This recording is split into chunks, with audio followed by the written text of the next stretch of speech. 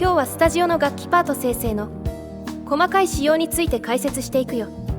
その前に前回の動画で言えなかった注意点。現在のスタジオはプレミアプラン限定の機能だよ。まさかプロユーザーを切るとは思わなくて、前回の動画時点では気づかなかった。ごめん。このチャンネルの視聴者で一番多いのはおそらくプロユーザーだと思ってるから、今後のスタジオ動画はスタジオのためだけにプレミアにする価値はあるかも伝えていくね。私は現時点では追加でお金を払ってまで使うような機能ではないと思ってるよ。操作も分かりにくいし挙動も不安定。これはまだ未完成品だろうと思ってる。それじゃ本題に入るね。今日のテーマは楽器パート生成。スタジオでしかできない新しい生成。特定の楽器のみの曲を作る機能だね。スタジオに何も曲データがない状態だと楽器パート生成は行うことができない。じゃあ無音の曲データだったらどうなる？まずはそれがどうなるか調べてみようか。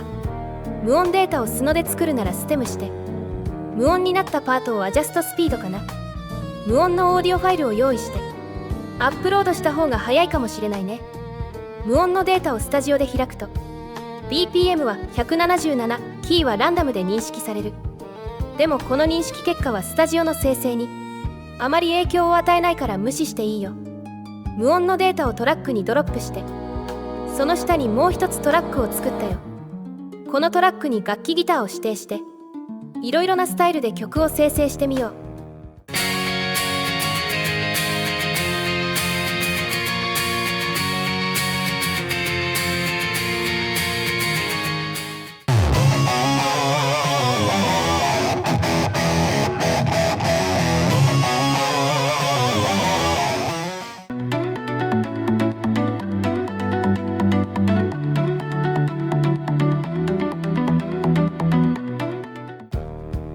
無音状態で楽器パートを生成するとこんな風にかなり自由な曲が生成される。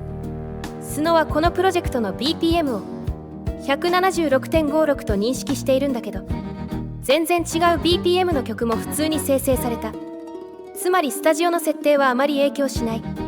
それよりも元の曲と整合性が取れるか、そこを重視して生成しているようだね。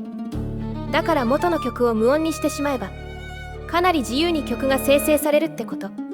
ちょっとスタジオの話からは脱線するけど、この生成は結構いろいろな使い道がありそう。その楽器だけを鳴らす生成って今までのスノではできなかったからね。そしてなんとカスタム設定もできる。指定する楽器も手入力できるんだ。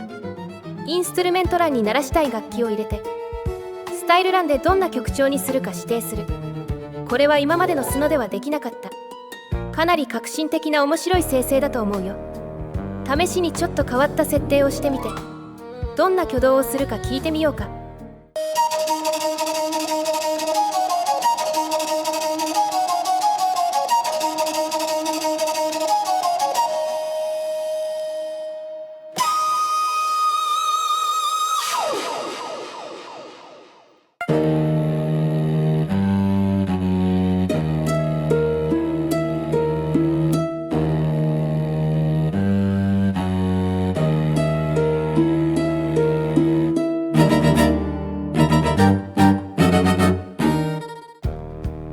こんな風にスタジオの楽器パート生成は曲調と鳴らす楽器を別に指定できる。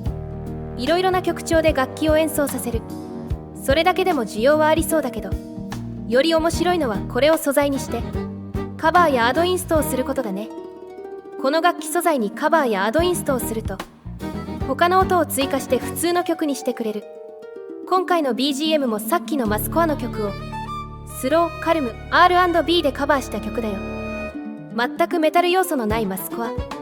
こんな新しい曲生成もできるんだ。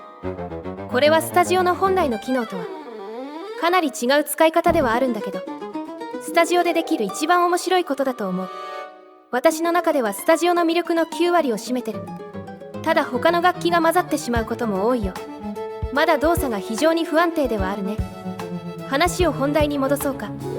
無音ではなく普通の曲ならどうなるか。これは当然その曲の曲調、BPM、キー、すべてに一致した楽器パートが生成される。ここはスタジオ、夢の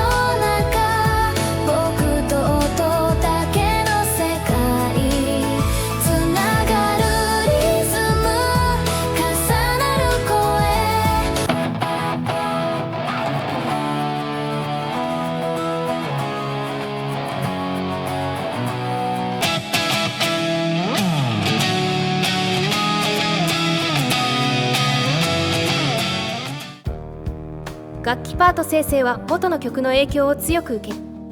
曲調も BPM もキーもきっちり合わせるよ。これは当然のことではあるんだけど、結構注意すべきところでもあるよ。つまりこの元の曲のデータを削除したり変更したりすると生成は多大な影響を受ける。DAW に慣れてる人はトラックの追加削除は気軽にやってしまうと思うんだけど、スタジオはその操作で生成がおかしくなることが多いから注意すべきだと思う。次は楽器の競合について話そうか。さっきのサンプル曲をステムで分割したよ。ここに新たにボーカルを追加したらどんなことが起きるか聞いてみようか。こ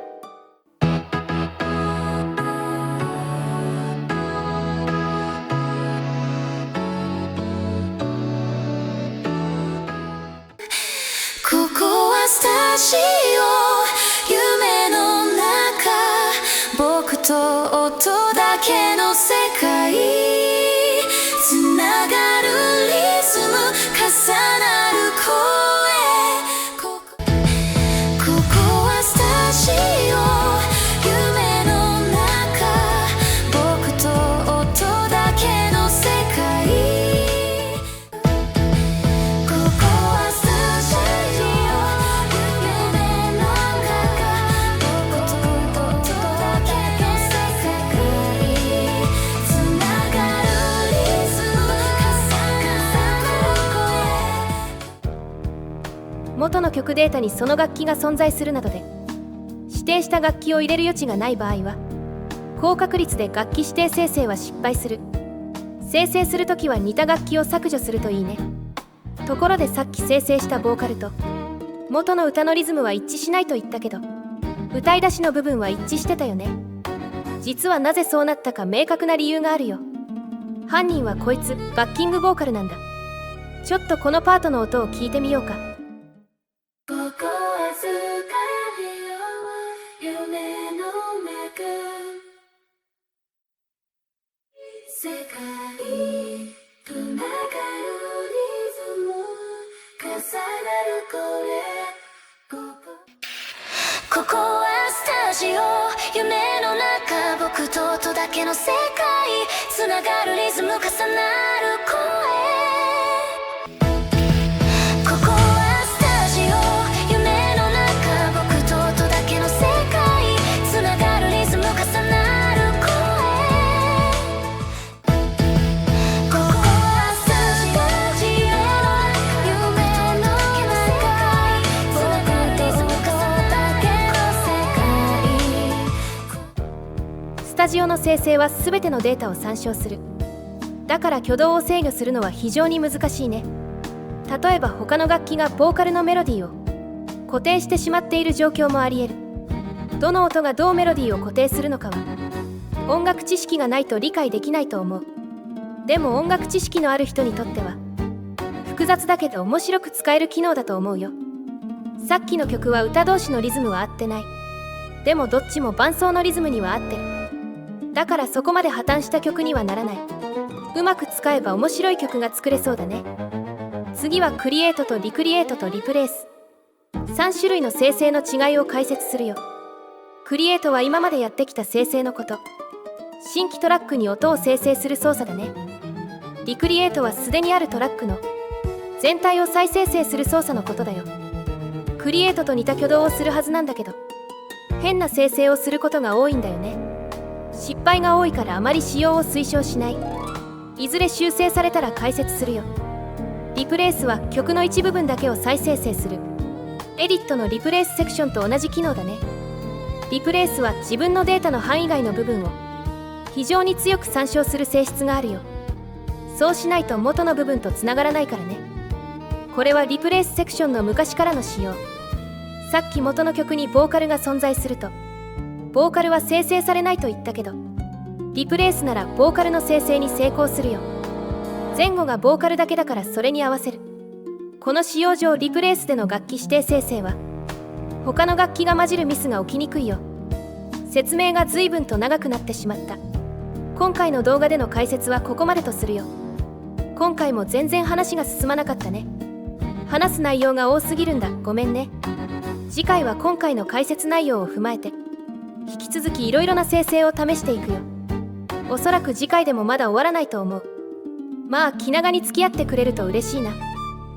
それじゃまたね。